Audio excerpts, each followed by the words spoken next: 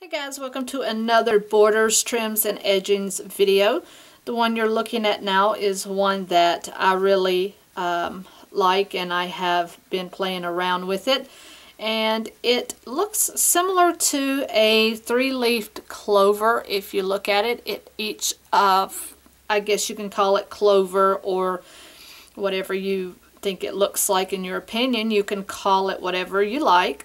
As I've repeated, all borders don't have justified names, but each one has 3 prongs on it, so 1, 2, 3, and this, once you've added it to a finished project and you turn that over, this is the proper way in which it will be on your project, it dangles down a bit and it gives it a very elegant finish, and it's very, very simple to do.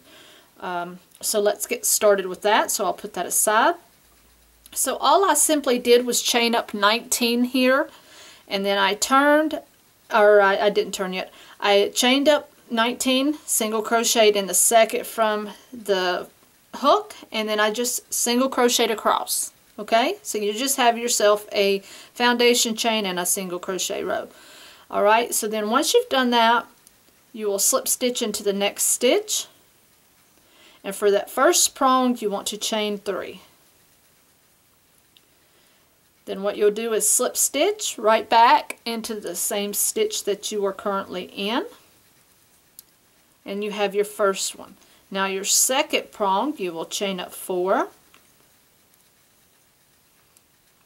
Go right back down into that same stitch for yet another slip stitch, and these slip stitches are going to hold it into place and connect them.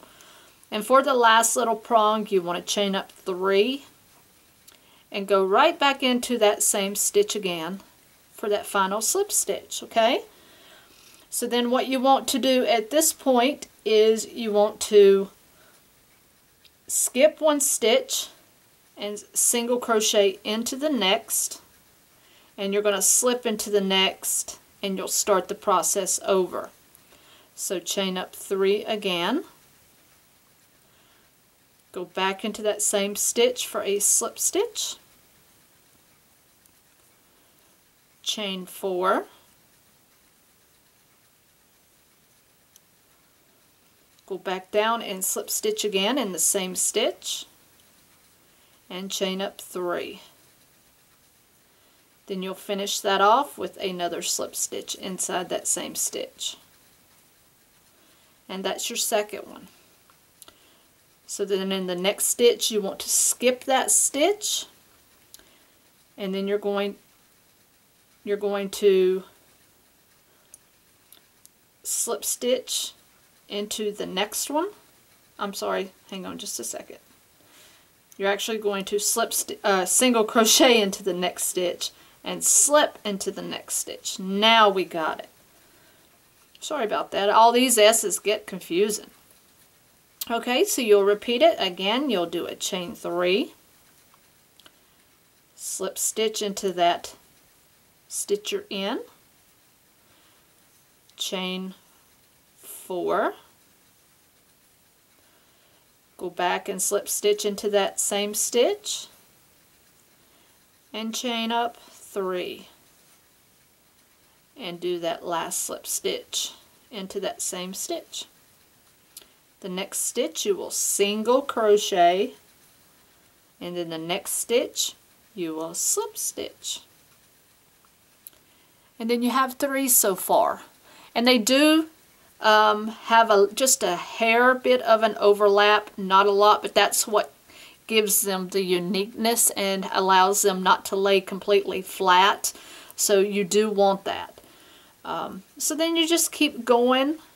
You'll chain up 3 again, do your slip stitch, chain up 4, do your slip stitch, and chain up 3. And this is actually easier if you do hold your project kind of sideways, being that you do have to do so many slip stitches. So, you know, if you can't work at holding it straight up like this, it does work better if you hold it sideways. So the next stitch is your single crochet, The next one is your slip stitch. And you just keep repeating this all the way across and until you are all the way complete with your project. And yes, it does curl while we're working off of a project and we're just working on a basic single crochet row. But when you put this on your actual project, you don't have a curling issue. But when you're working just off of a project, that's what's curling, just in case you question that. But that's all you do. You're just going to work this all the way across your project, and that's pretty much all there is to this simplified border. So I hope you guys enjoyed this tutorial, and this is very simple, so try not to overwork it. And we'll see you on the next video. Happy hooking!